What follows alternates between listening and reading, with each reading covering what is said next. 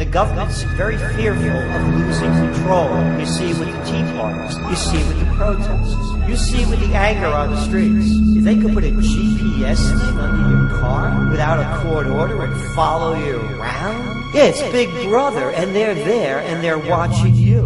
When they told us why 9/11 happened, they said, oh, because they hate our freedom and liberty. Well, I guess they're fixing that, aren't they? No more freedom or liberty.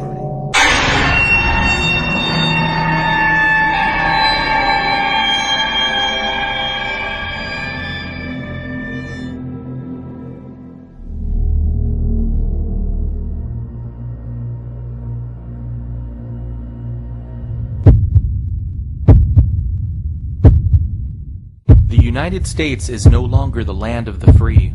Americans live in a system with literally millions of unnecessary government regulations that have destroyed the free market and sent millions of well-paying jobs overseas.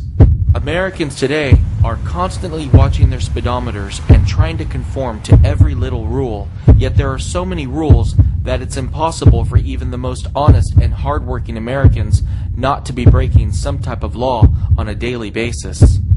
We are slaves in a criminal monetary system where the Federal Reserve steals from the middle class through inflation and transfers this wealth to their banker friends on Wall Street. We are forced to accept pieces of paper as money when the U.S. Constitution defined only gold and silver as legal tender. NIA has already proven in our previous documentaries, Melt Up, The Dollar Bubble, and Hyperinflation Nation, that the U.S. dollar will soon become worthless and Americans will see the purchasing power of their savings and income destroyed. However, the impending currency, fiscal, and debt crisis is no longer NIA's greatest concern. We are now seeing countless signs on a daily basis that the U.S. is headed for a complete societal collapse that will end civilization as we know it forever. You're actually breaking the law. Breaking the law if you try to capture rain falling onto your roof and pour it on your flower bed. Obviously, if you use the water upstream, it won't be there for the person to use it downstream. So what about the little guy watering with rainwater at home? Will anybody do anything about that violation of the law? If she really does do that, then she ought to have a water right to do it. The average American is reaching a boiling point. There is no common sense left in America.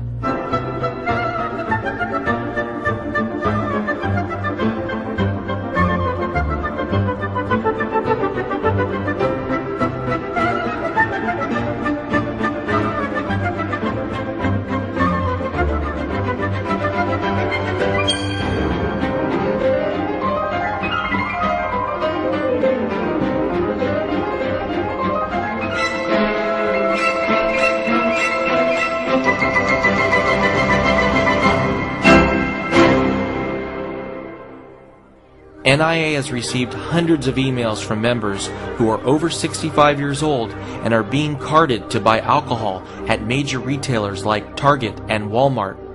One NIA member has a son in the 2nd grade who was suspended from school for 1 full year and told to await a threat assessment meeting for doodling a small rocket in his notes during class. 15-year-old Adam Hernandez, a high school freshman in Shorewood, Wisconsin, was recently arrested, handcuffed, and booked on a charge of theft after a friend let him have his lunch. Adam's friend was part of the school's free lunch program, but Adam wasn't. So eating his friend's $2.60 chicken nugget meal was stealing, according to school officials. So Adam said his side of the story. They did not believe him. His friend Jakari, who gave him the chicken nuggets, they did not believe him. What they chose to do was to handcuff him, arrest him at lunch in front of the school body, and put him in jail. Federal agencies have now put 6-year-old girls on the no-fly list as potential terrorist threats, and even 3-year-old girls are now being harassed for no reason by TSA agents at airports. 6-year-old Alyssa Thomas is like any little girl. Ta-da! She loves her dolls, and she's already excited about the 1st grade. But according to the U.S. government, you should be worried about what she's up to. Dr. Santosh Thomas was just made aware that his oldest daughter is on the list. the terror watch list that impacts travelers who could be a threat to national security. Here, a TSA employee we've decided not to show is patting down Mandy while my wife holds her. First, they tried a handheld metal detector. Mandy was not in the mood. And the TSA employee, well, in my opinion, did not know how to communicate to her. Americans can't even bring applesauce through security at an airport without getting arrested. Supervisor Atkins of the TSA inspects Nadine Hayes' blue ice chest and finds items such as yogurt, grapes, sliced cheese, milk, cottage cheese, applesauce, and soda, which were all essential food items for the hydration and health of her 93-year-old invalid wheelchair-bound mother, Eleanor. Supervisor Atkins refuses to compromise and rudely stated, "We are going to confiscate everything." With this remark, Nadine reaches for the ice chest with her mother's food. Supervisor Atkins gives up possession to screener Teta, and a tug-of-war over the ice chest begins. Nadine is very upset that she will not have her 93-year-old mother's food items, but is still going to try to make the impending flight. She then takes the now empty ice chest and gathers the rest of her belongings. Supervisor Atkins appears to find this all rather humorous, as seen by her broad smile to her colleague. Melee is finally given back her charge of Eleanor. With no assistance forthcoming, the TSA has abandoned an invalid 93-year-old woman and her caregiver. Nadine has been cuffed and has been put in an awaiting police car with no explanation as to why they are doing this to her. Things are getting so bad at our airports that if your ticket says Brad, but your ID says Bradley, there is a chance that you won't be allowed to fly without getting strip searched and interrogated by Homeland Security. Last year, the state of Missouri issued a secret report entitled The Modern Militia Movement, designed to help police identify militia members or domestic terrorists. The report labeled libertarians, and more specifically, supporters of third-party political candidates like Ron Paul, Bob Barr, and Chuck Baldwin as potentially being a domestic terrorist or members of a militia.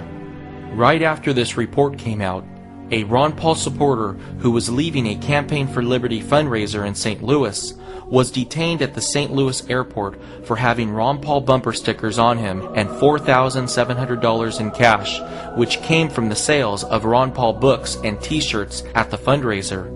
Let's listen to some of the shocking audio from his encounter with TSA agents. I'm just trying to ask some questions to figure out what all this is about so I can get you on your plane. But you won't play smart, and I'm not going to play your game. How much money is it? I don't know the exact amount, sir. The card says about $4,700.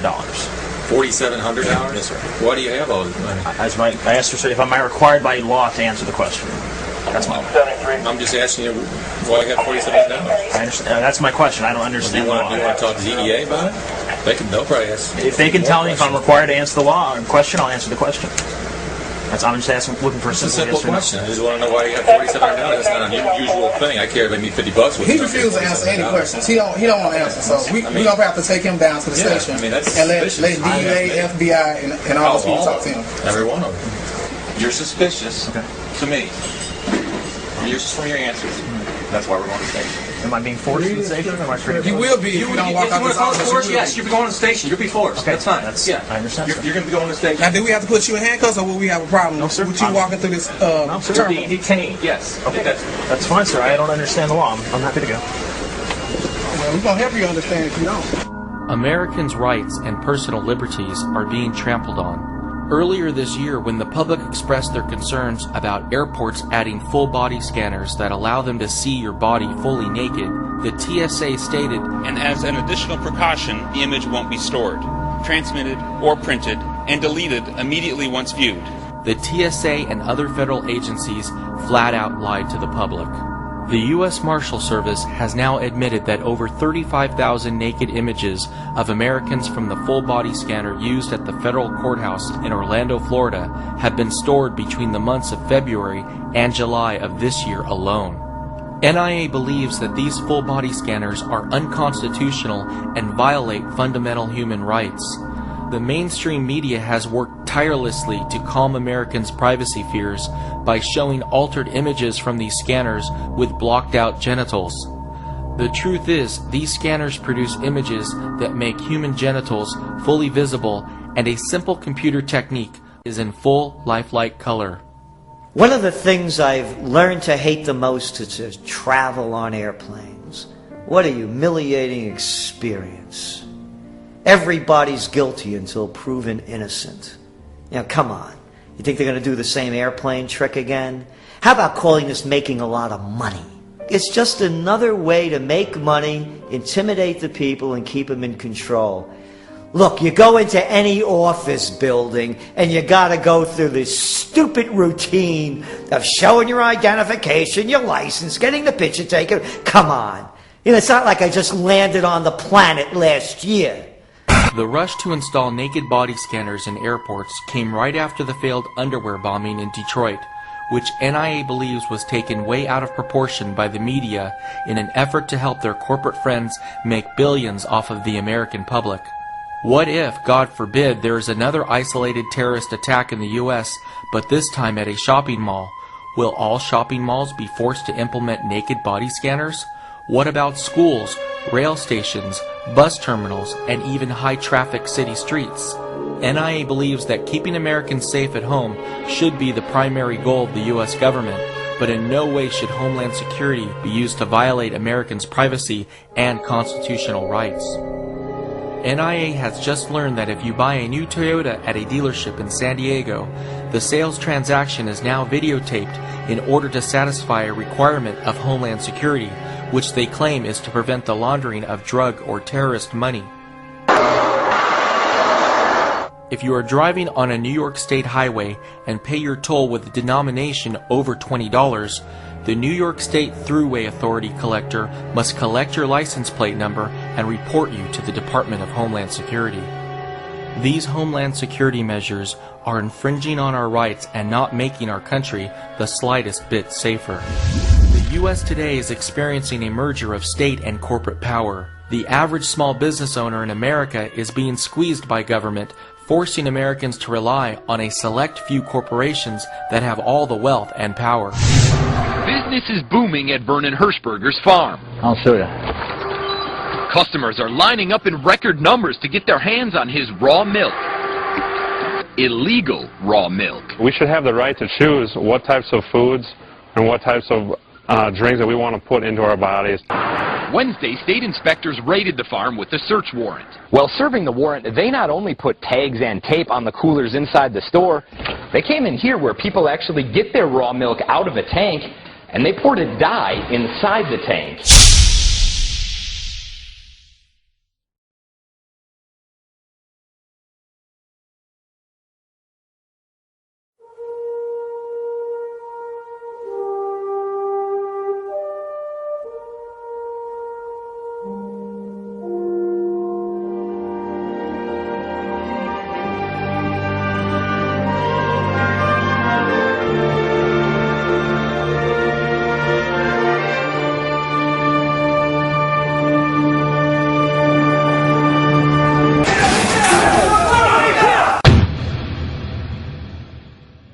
A couple of months ago, 20 agents raided Rawson Foods in Ventura County, California with a search warrant, ordering workers to put down their buckets of mashed coconut cream and to step away from the nuts. This was the third time this same farm had been raided in 3 months.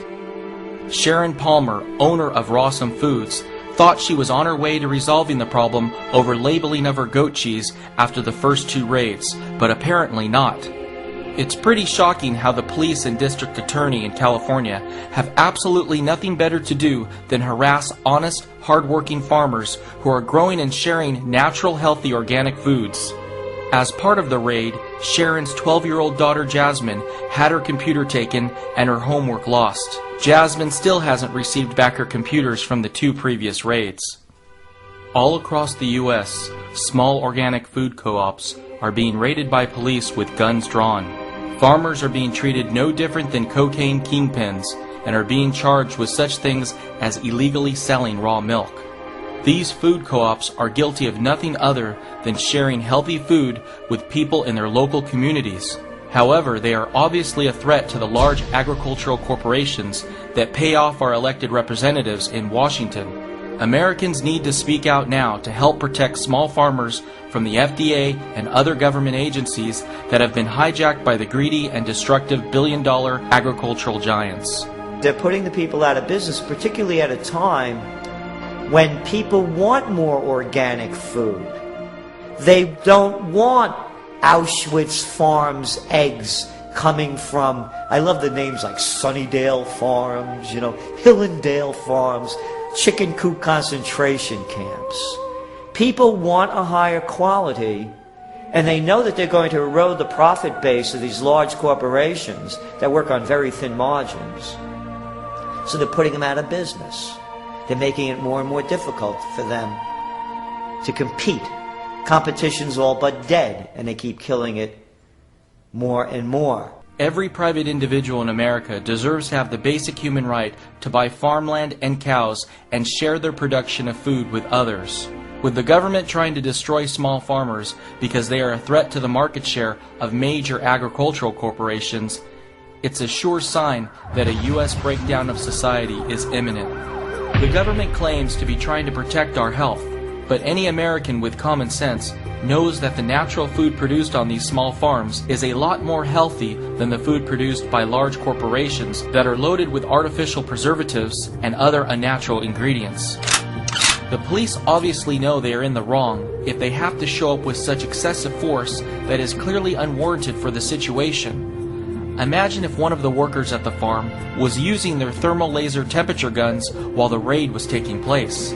The cops would have most likely shot and killed the worker, knowing full well that no one would hold them accountable for their actions. Illinois Senator Richard Durbin recently introduced a new bill, S-510, the FDA Food Safety Modernization Act. This could be the most dangerous and destructive bill ever introduced in our nation's history. If enacted, it will make it illegal to grow, share, trade, or sell homegrown food. This legislation is so broad that someone with a backyard garden could get fined and have their property seized. It's written so broadly that they can come and shut us down, and it scares the farmers out here. They may decide it's not worth the risk to lose my land. This bill seeks to effectively put all U.S. food and farms under the control of the Department of Homeland Security and the Department of Defense. NIA finds it outrageous for something this unconstitutional to even be considered, but it already has a shocking 17 co-sponsors in the U.S. Senate. Most Americans would be shocked to learn that there is already an executive order that allows the government to take over all food resources and farms during a crisis. NIA believes that all executive orders are unconstitutional because it allows the president to enact a law without approval from Congress. According to the U.S. Constitution, if the president wants to pass new laws during a national emergency, he must call Congress into an emergency session.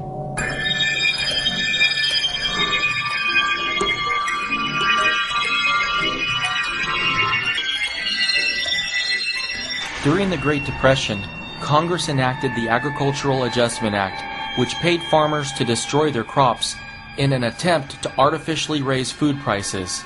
This increased the duration of the Great Depression, which would have ended a lot sooner without it. Declining food prices due to technological advances should have allowed Americans to maintain their standard of living even with rapidly falling wages. However, the Agricultural Adjustment Act led to millions of Americans overpaying for food and nearly starving to death. In the Great Depression, rabbits saved a lot of people from starving. I mean, you can look it up. And in America, they've always been typically pets. So people, they don't look at them like in Europe, where it's a food source. Right. But like I said, right now they're just pets, and hopefully it never comes down to that because they are cute. The U.S. is currently on the brink of a major food crisis that will lead to millions of Americans starving to death this decade. In October of 2009, NIA predicted that inflation would appear next in food and agriculture. In just the past few months alone, coffee prices have gained 40%, pork belly prices have gained 50%, and wheat prices have gained over 100%. Being in the restaurant business, I have the luxury of going to Restaurant Depot to buy in bulk for substantially less money. Have you been seeing a lot of inflation over the past month? I was in Restaurant Depot 2 days ago, and the last time I was there was about a week and a half prior to that. And coffee went from $6 for a 5-pound bag of beans up to $18.50. Over the summer, that same bag was $15 back in August. Rice went from $26 for 100 pounds to $29.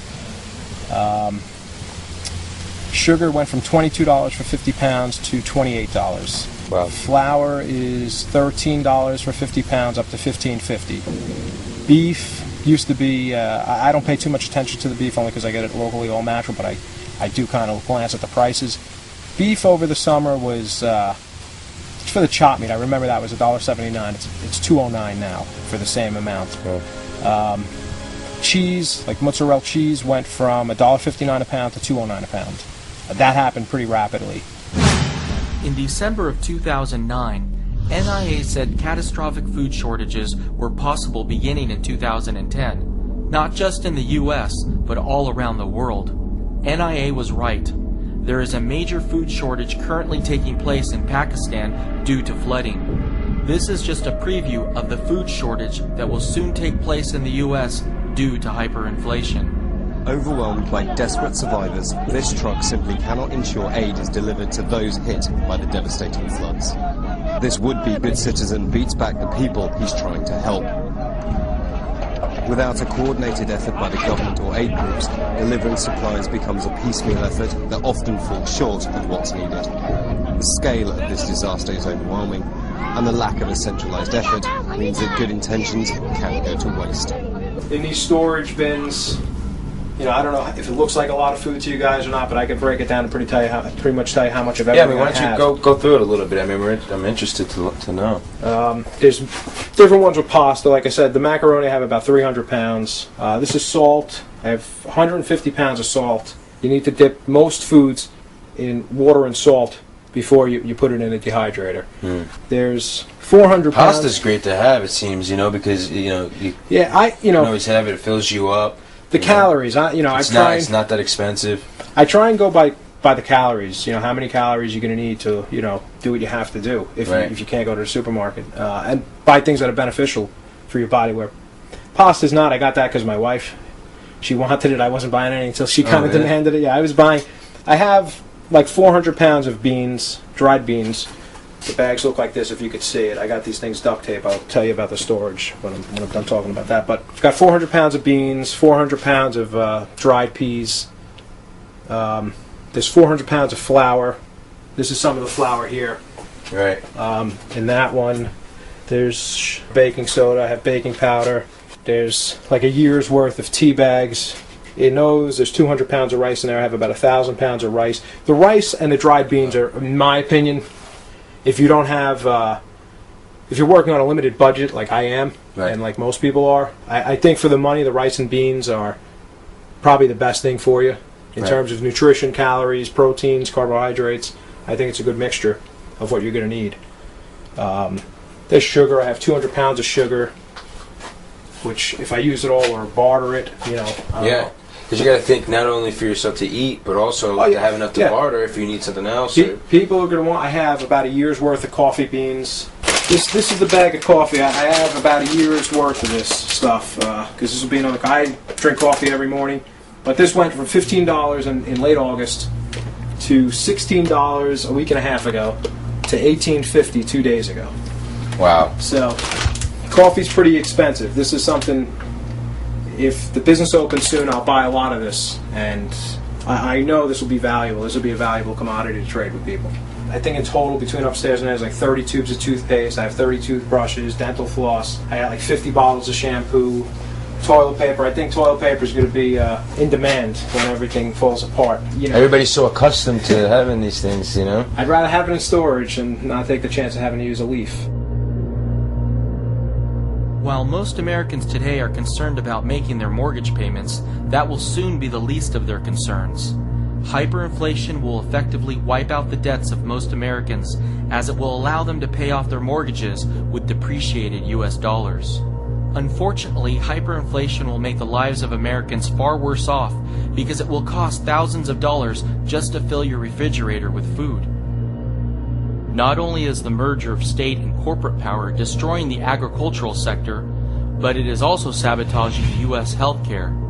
The American Psychiatric Association is now trying to con Americans with the pushing for the invention of a new mental disorder, healthy eating disorder.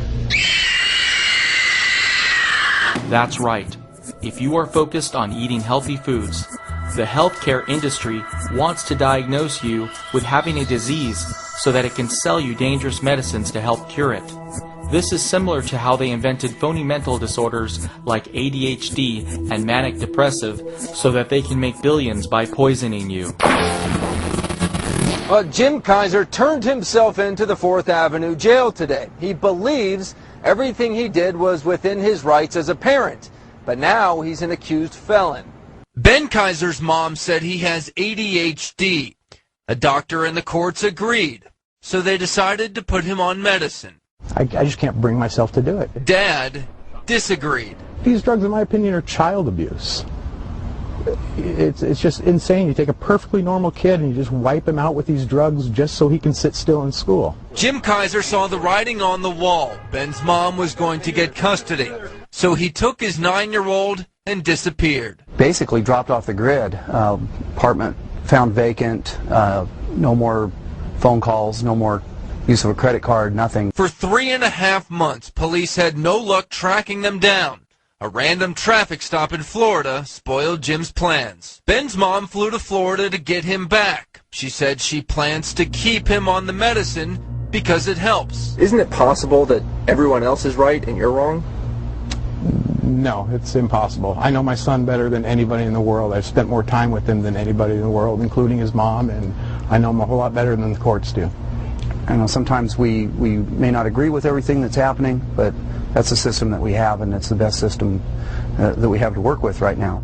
The FDA has brainwashed Americans with the belief that only toxic and poisonous chemicals called prescription drugs can cure anybody of anything, and that no whole plant food or whole food supplement can heal anyone from anything. This is the exact reverse of the truth, yet many brilliant doctors and researchers have had their reputations ruined and their businesses destroyed for daring to help heal people of diseases by something so simple as changing their diets and lifestyles. The FDA does not care about the health of Americans. They care only about the wealth of their corporate friends. The FDA is trying to ban electronic cigarettes because they are becoming a threat to the success of tobacco companies. But these cigarettes do not have tobacco. You're eliminating the 3,000 chemicals that make up an actual tobacco-filled cigarette. These are electronic cigarettes. They contain one highly addictive ingredient, nicotine, and run on a battery. It warms up a cartridge of liquid nicotine, creating a vapor similar to smoke. You're getting just what you need, and it's the nicotine. The fact is, the Food and Drug Administration isn't sure. It's investigating. But right now, the FDA tells News Center 5 there is no scientific evidence that e-cigarettes are safe. They have stopped the import of this device into the United States, and it's possible that soon they will stop the sale of this product. Honest, hardworking Americans are now being punished by the government for doing good deeds to help other people. Do you think that you broke the law? No. Ben Bond never believed putting a few coins in a few parking meters could lead to this. The handcuff marks are still on my hands. The 30-year-old was arrested by Eugene police Wednesday, charged with harassment and obstruction of governmental administration after a run-in with one of the city's parking enforcement officers. Changing them like that. What sparked the incident was what Bond considered an act of kindness. Putting coins in the expired parking meters of strangers. This is video from last summer when we first introduced you to Jonathan Shonacase and his courtesy ride service. He says it's a free service that takes people home if they feel they've had too much to drink. Shonacase says if someone offers him a tip, he will accept, and that violates the city's taxi limousine ordinance. Over the weekend, Quincy police officers set up a sting operation to catch Shonacase in the act of violating that city ordinance. In an even bigger abuse of power, the Office of Code of Enforcement in Indianapolis, Indiana, recently called upon their SWAT team as a final move against a property owner who let his grass grow higher than 1 foot. This represents a major infringement on Americans' personal property rights. SWAT teams today have fewer restrictions on conducting forced entry raids than do U.S. forces in Afghanistan. Americans today don't even have the freedom to talk on the phone on a street corner. Without any provocation, this police officer decided to take a man talking on the phone and to protect the officers, the police camera magically pans away. But the cop was later shown purposely slamming his car door on the ankle of the victim. We were recently contacted by a member of NIA who lives in Florida. Police are literally checking people's cars to see if they're unlocked. This member literally went out for 5 minutes to get some coffee. When he came back, his doors were locked. And inside was a flyer that said it was the sheriff's department and he needed to make sure his door was locked. Literally leaving a little yellow pamphlet. Now, I want you to think about this for a second. Shouldn't Americans have the right, have the choice to lock something or not lock something, or have the convenience of not wanting to lock their doors? I mean, what if the man had a key that was broken and he wasn't able to get inside of his car after it was locked? Imagine the inconvenience this government intrusion into his life would have caused for the rest of his day. Some states are now making it a crime to videotape out-of-control cops. A Harford County man now faces up to 5 years in prison after he recorded a bizarre traffic stop last month in Harford County. He accepted the speeding ticket he says he deserved and did nothing more than just post this video on YouTube. It was all but forgotten until this morning when he was served a warrant and now faces the charge of illegal monitoring with his helmet camera. State police believe they have a case. In Maryland, you cannot record someone audibly without them knowing. It is a felony. But Graber argues it was obvious and points to this picture of the camera on top of his helmet, a common practice, he says, with riders. Most Americans today, especially our youth, no longer think for themselves. Their minds are preoccupied and distracted by trivial matters like Jersey Shore. They absolutely take no interest in learning the truth about the U.S. economy and politics. We constantly elect puppet politicians to Washington who know nothing other than to bribe voters with promises of entitlements that we can't afford without printing the money and stealing from other Americans. Politicians don't have anything to give. They can only take. They can only take and give to others. It's like a politician saying they create jobs. They don't create jobs. They just take money from one group of people and pay another group of people. Politicians cannot create jobs. American innovators, business creators, entrepreneurs, with the lack of red tape, not more red tape, deregulation, not more regulations, that's what will create jobs in this country. Only 58% of our government spending is paid for through taxation. The U.S. government is so desperate to keep that number from declining to below 50% that the IRS will stop at nothing to get every single penny of taxes it's owed. Came into the car wash, handed my manager a bill, and it was from the Internal Revenue Service. They said, we need you to pay up your back taxes. But when they looked at the bill... Because the amount was 4 cents, 4 pennies. 4 pennies. 4 pennies, yes ma'am. Zeph couldn't believe 2 agents drove to his business to hand deliver a bill for just pennies. And once I found out the amount, then I started to actually chuckle. But Zeph stopped laughing when he took a closer look. After 3 years of penalties and fees, the 4-cent back tax skyrocketed to more than $200. Even state and local governments are going crazy to collect every penny that is owed to them. The wife of one NIA member in Omaha, Nebraska, recently started cleaning houses in order to generate extra income so that their family can begin accumulating physical silver to protect themselves during hyperinflation. After handing out just a few hundred flyers in their neighborhood with no other advertising, and before she even began cleaning any houses, the state sales tax office called her and said she didn't have a sales tax permit and that she needed to get one immediately to begin collecting sales tax. Although the federal government has a printing press to fund their spending that goes beyond what can be raised through taxation, state and local governments have no such option. Local law enforcement today are waiting behind every tree with radar guns and stopping otherwise law-abiding citizens for seatbelt violations in what can be described in no other way than a desperate revenue grab to help balance the budget and keep their jobs. This is causing some Americans to go insane and act in inappropriate ways. So the conversation's over. You can complain to the chief of police. That's not a problem. You can go to court and complain to the judge. That is not a problem.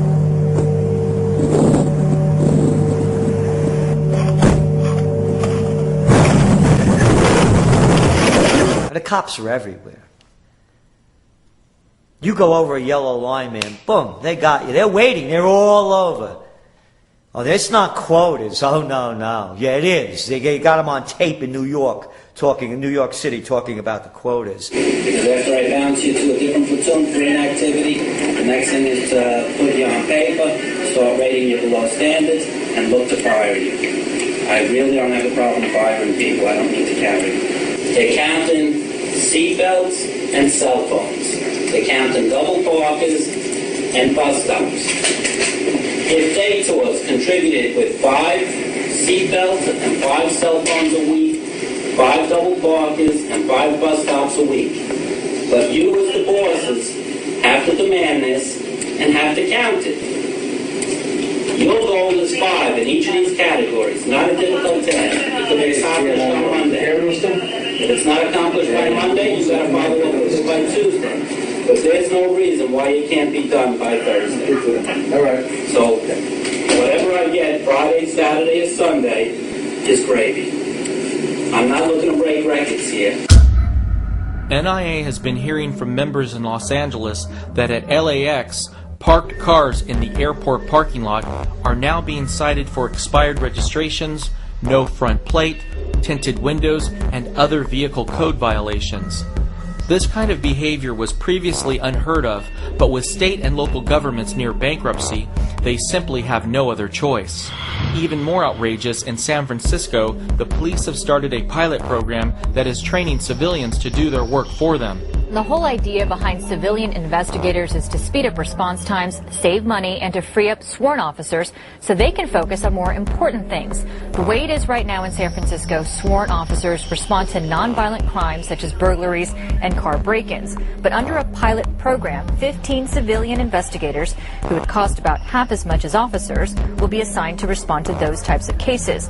They will be trained to collect evidence, conduct interviews, and photograph crime scenes. The 6-month pilot program is scheduled to begin in January. It will cost nearly $1 million. The 15 civilian investigators are set to work in only a couple of San Francisco's 10 district stations.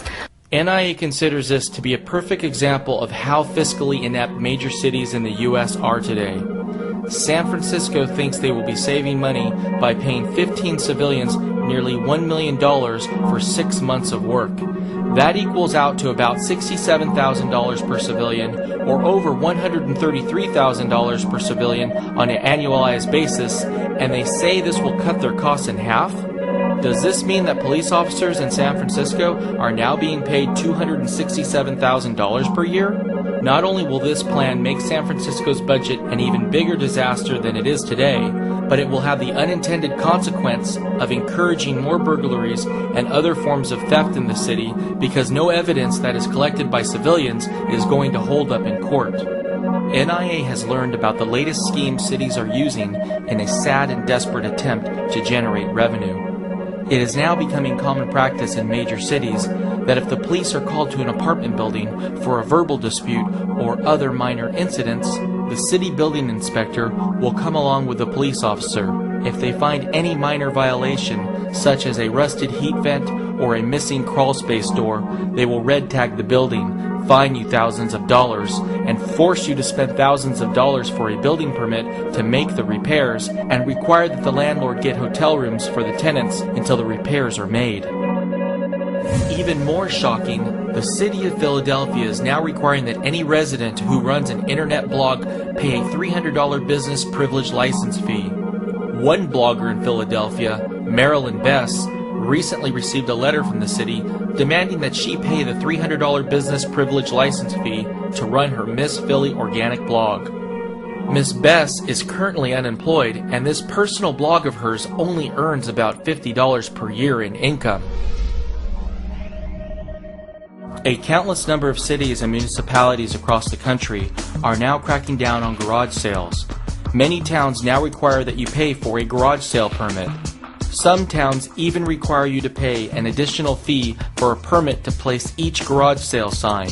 The federal government even recently passed a new law making it a crime to sell recalled products at a garage sale. Now, the Bruchians were hoping to clear out some clutter and make some much-needed cash this summer. What they don't know is they could be breaking a federal law right now, and this garage sale could potentially end up costing them $15 million.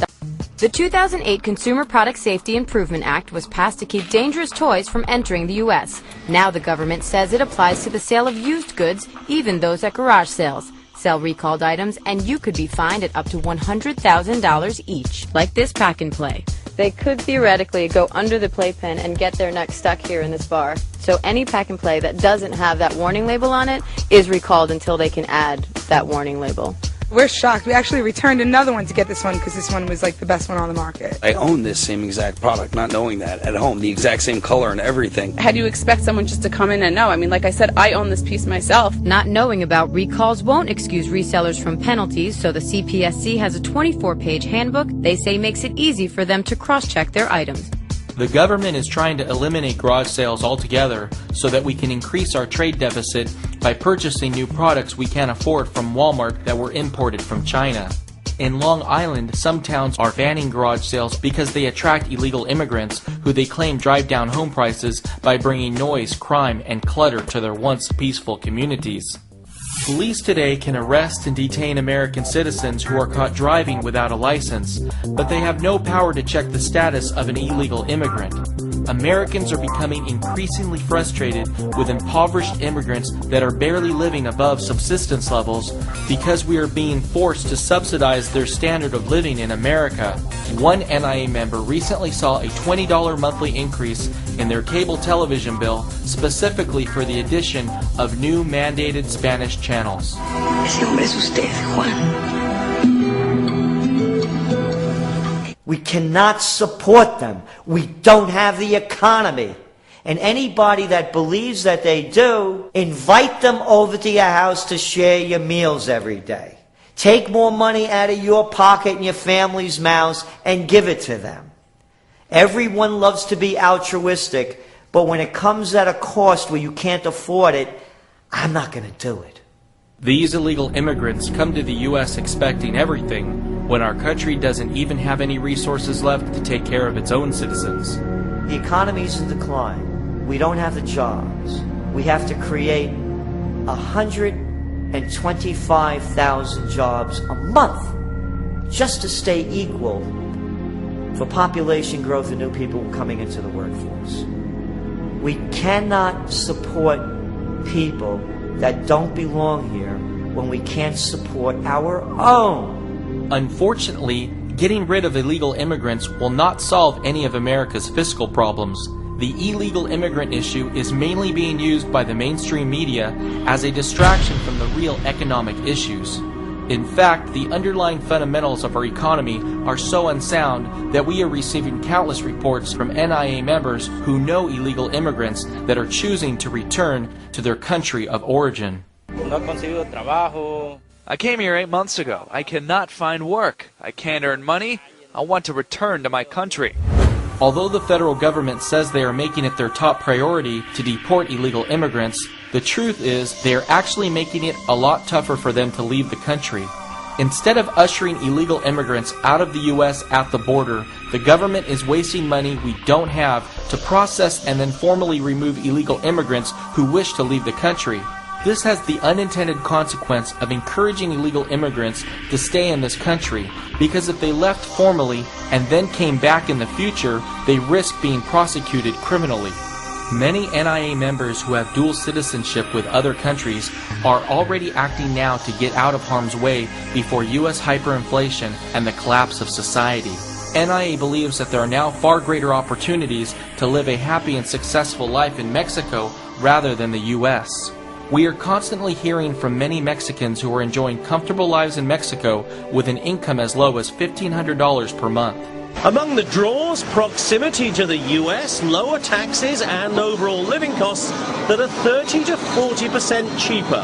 Here in Southern California, you can expect to pay in the millions for a place on the beach, but in Mexico, a similar piece of property in a gated community starts in the mid-300s. Most Mexicans we know have a car and a house in Mexico that they have paid cash for with no debt.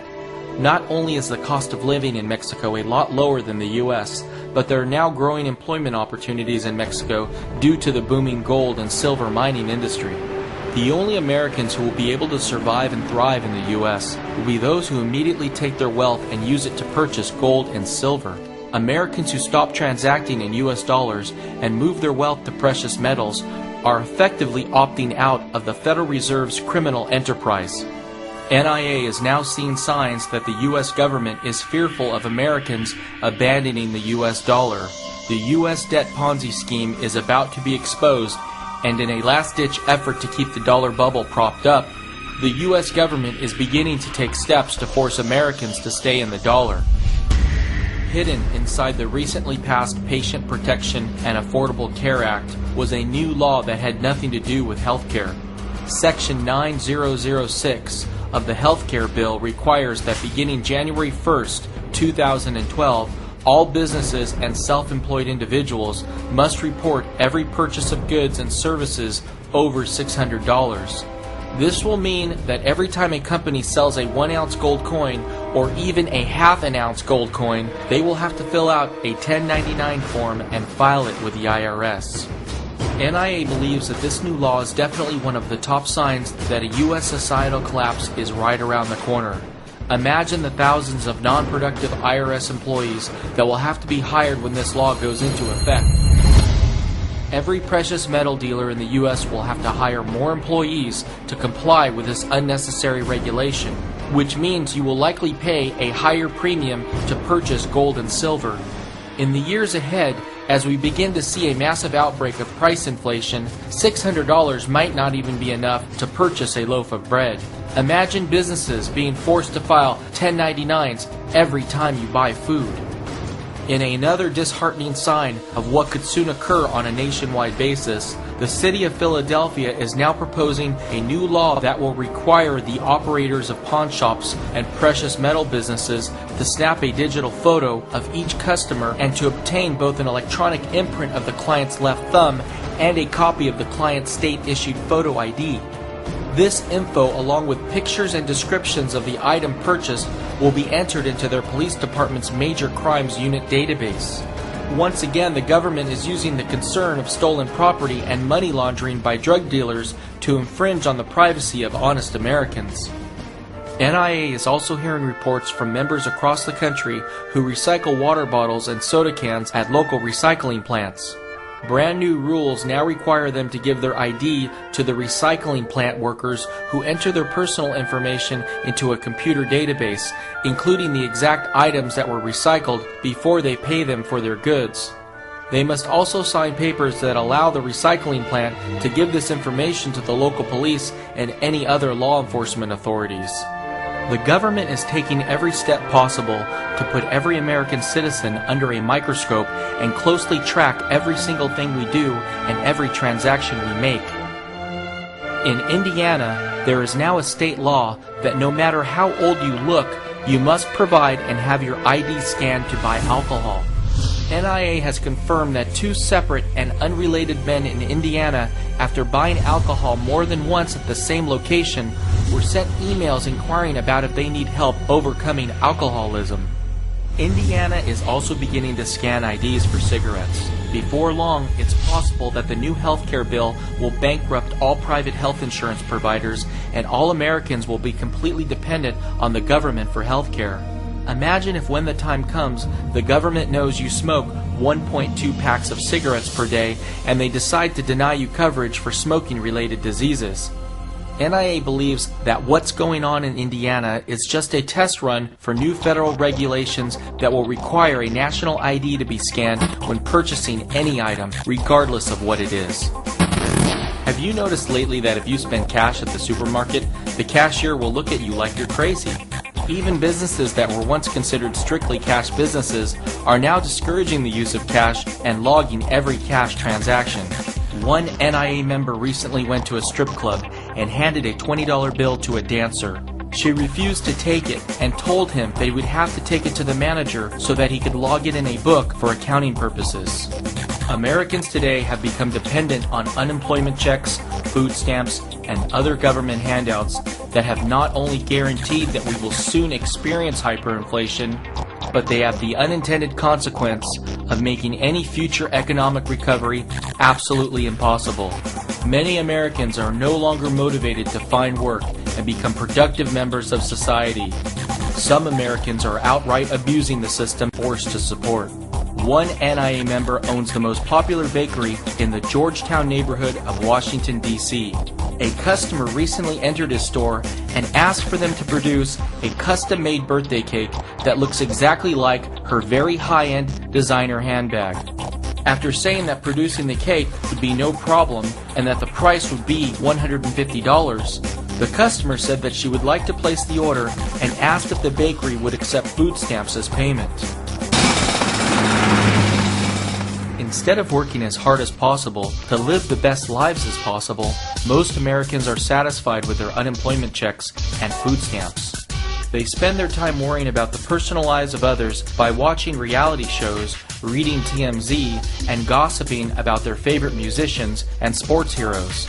This is reminiscent of how during the U.S. Great Depression, Americans became obsessed with going to the movies as it offered them a chance to escape the heat, the cold, and the loneliness of their bleak personal lives. With America's obsession with Hollywood now reaching epidemic proportions, it's a sure sign that a societal collapse will soon occur. NIA has direct knowledge of many Americans who are living in Section 8 housing while receiving unemployment checks and food stamps, but are making absolutely no attempt to find a job. Some of them have had offers to work for $15 to $20 per hour, but they turn these employment opportunities down out of fear that they may lose their housing, food, and other entitlements. The 40-year-old friend of one NIA member who was living off of government entitlements in California recently said that he will come out of retirement for $25 per hour. Anything less wouldn't be worth it. President Obama just signed a $26 billion bailout for cash-strapped states in which $10 billion are going to protect 160,000 teachers' jobs. NIA believes that these funds will do nothing to help education in America and that the entire U.S. education system needs a total overhaul. The system now is built where only those that know how to think like they do become members of the corporation, be chained to one kind of thinking, then school is great for you. If you could regurgitate, repeat, suck up brown nose, and do everything they tell you to do, you will be a success in school. And who knows, someday you could even become a middle manager in some corporation with 2 weeks vacation pay. The school system stinks. NIA has been researching our nation's school districts, trying to see if any of them have come up with any brilliant ideas on how to improve our nation's schools. As smart as our nation's school board members claim to be, it appears as though almost none of them have come up with any ideas other than to beg their state and federal governments for more funds. The most radical idea we have heard is what was just approved in Mount Olive, New Jersey. They will no longer give out any D's. And that means that any middle school or high school student earning anything less than a 70 or a C will actually get an F. What do you have against D's? Well, I don't personally have anything against these other than it's unacceptable. NIA has spoken to hundreds of school teachers across America, and one thing has been made very clear. If more than 10% of a class fails, teachers are put on an improvement plan, and in order to avoid this, teachers are artificially manipulating the grades of students to make sure there is never more than a 10% failure rate.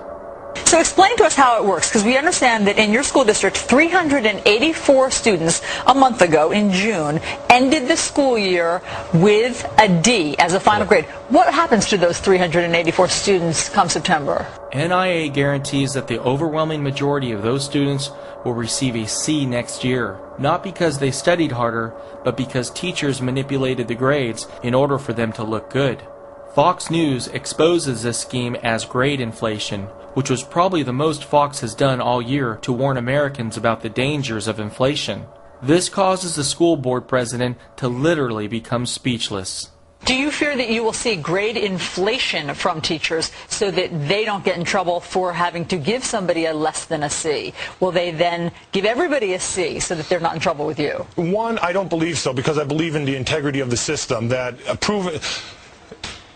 They keep faking the scores So that makes it look like the kids are doing better. So they keep getting federal aid, and those teachers get bonuses. So they cook the books even at that level. Students today are taught in high school about the need to get deeply into debt to attend college for a degree that is worthless because everyone else has one. With U.S. youth unemployment today at a record high, we should be teaching high school students the essential skills needed to start their own businesses immediately after graduating high school. Instead of spending $100,000 to support the lifestyles of professors and administrators who failed in the real world, students should be investing that money to start their own business.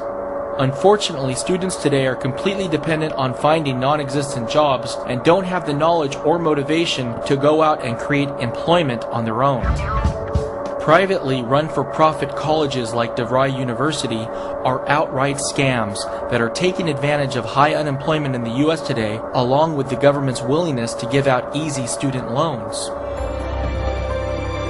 When I walked into this place, I said, I will graduate with honors, and I did. And they got jobs like that. I mean, the next day. I work in operations. Software engineering. Accounting clerk. I just got a job as a web designer. Really good job. It's actually kind of like my dream job.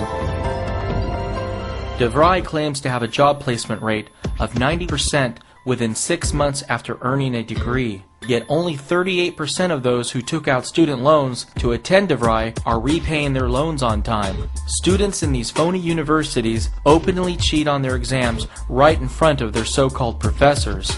Not only is a degree from DeVry or any comparable school completely worthless, but NIA believes they are worse than worthless.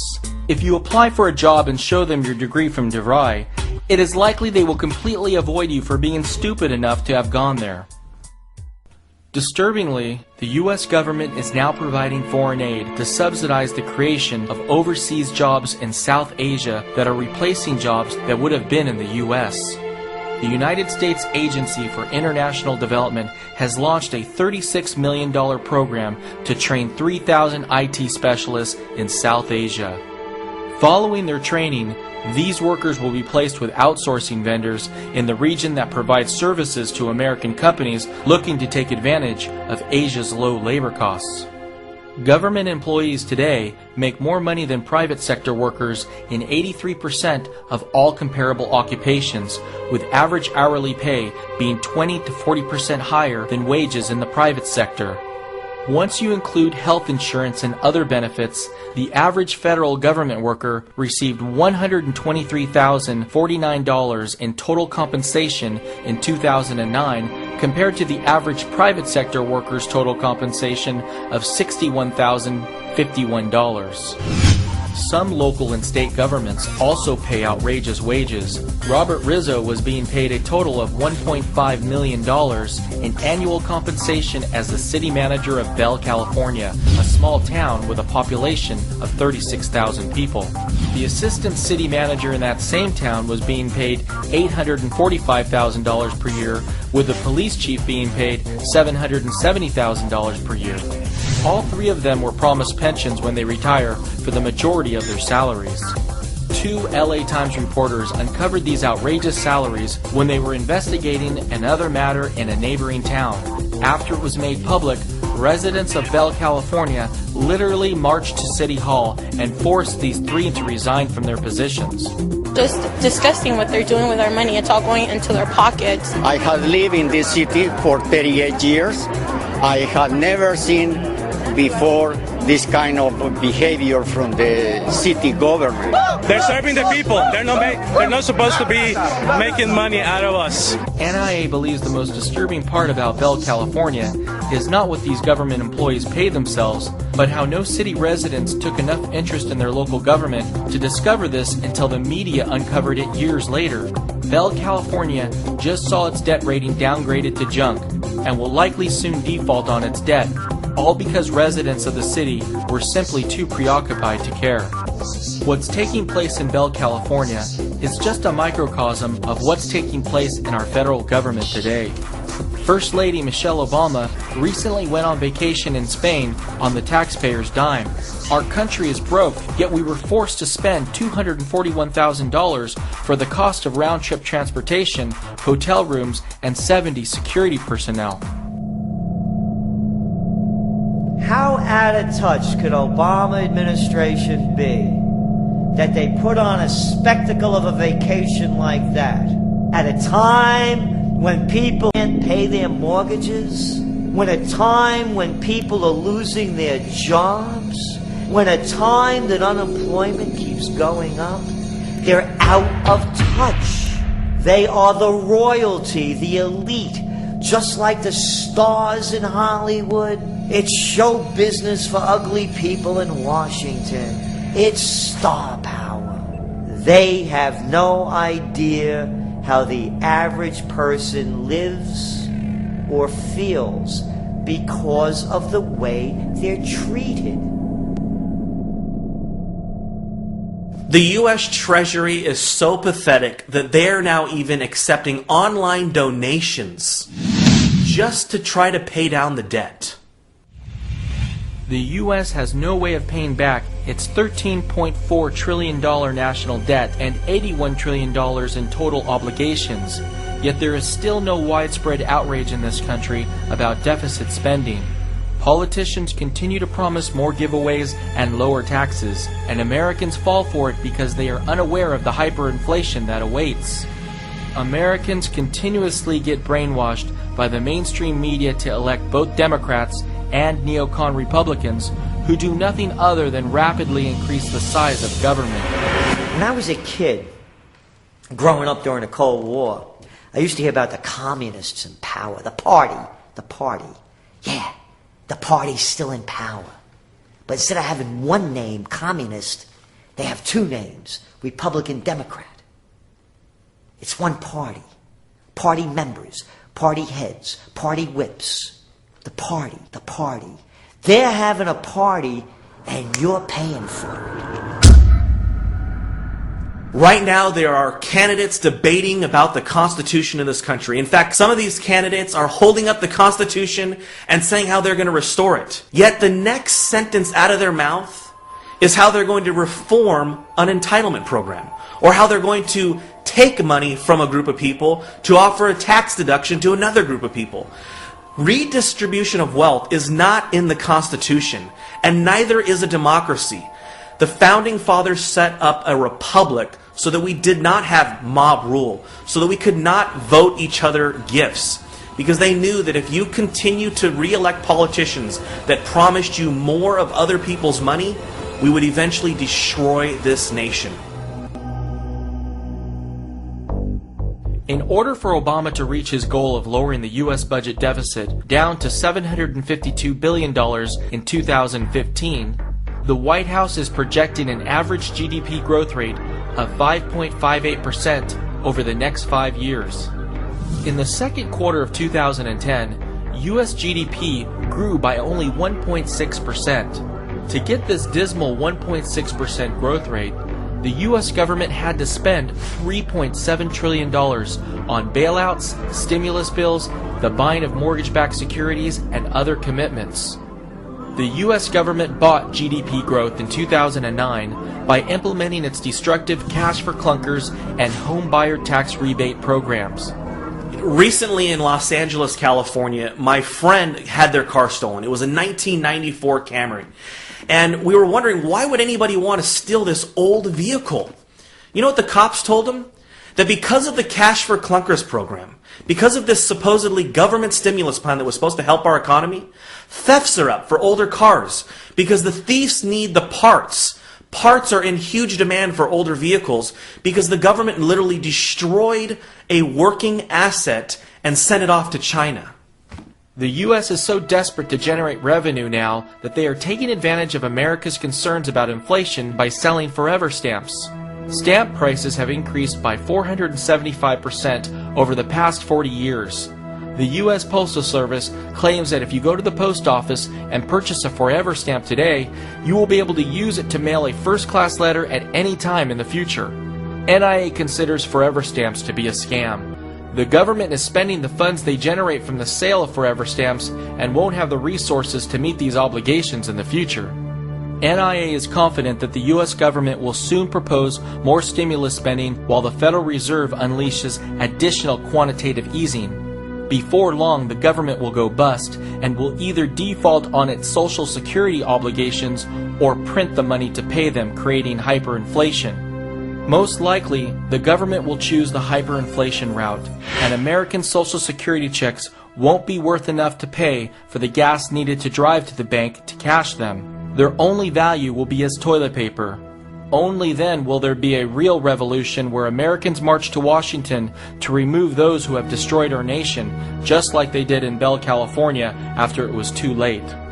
Americans today are too busy waiting 12 hours in line across countless city blocks to be the first to purchase the new iPhone 4. The $700 they spend for a defective device that will break within a year could instead be used to buy 39 ounces of silver. 39 ounces of silver will be enough to feed a family of 4 for 6 months during hyperinflation. Those with iPhones will likely recycle them for the trace amounts of precious metals inside, which will be enough to buy food for only 1 week. I mean, can you imagine? I mean, hundreds of people waiting in line around just to get the new iPhone when, I think that that's the life that those people want to continue to live, and will live that life till the last minute because they're afraid of change, and they're afraid of this other life that, in my opinion, could be much better.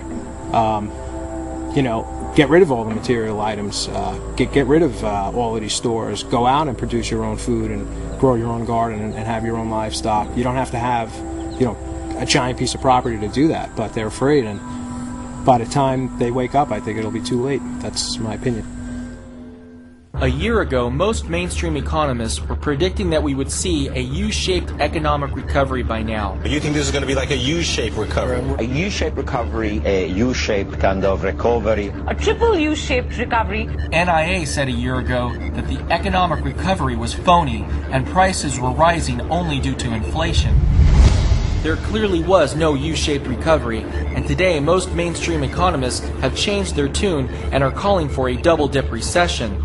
The truth is, the recession never ended.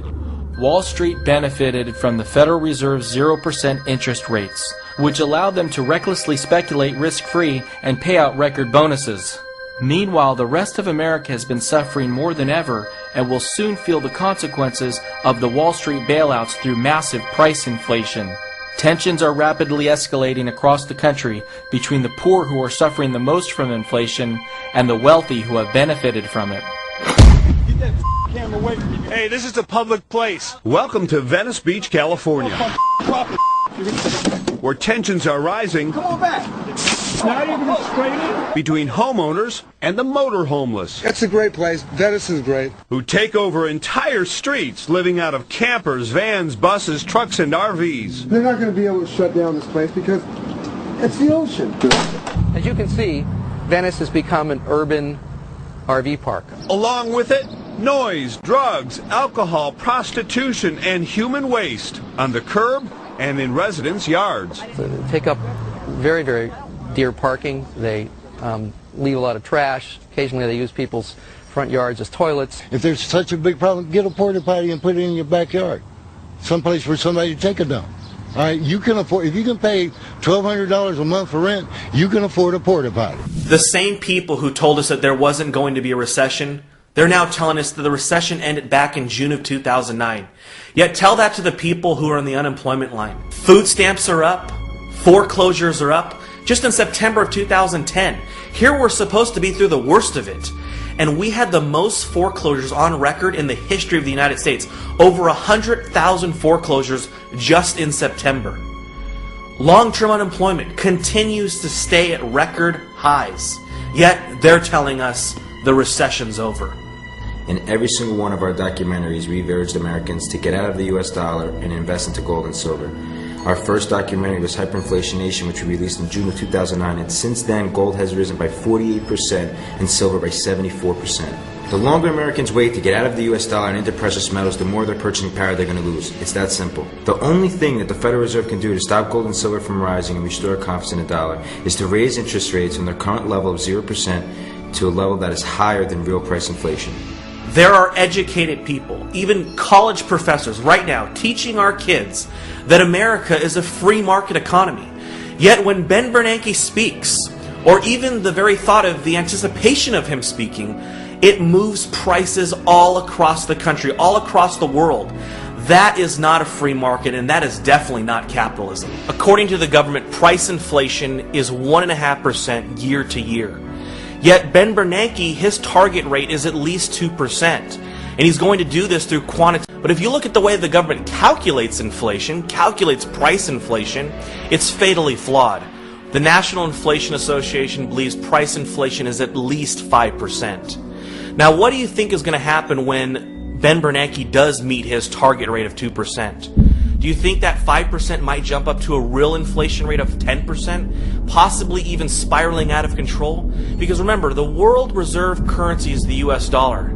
And because of this status, there's over $10 trillion held by foreigners.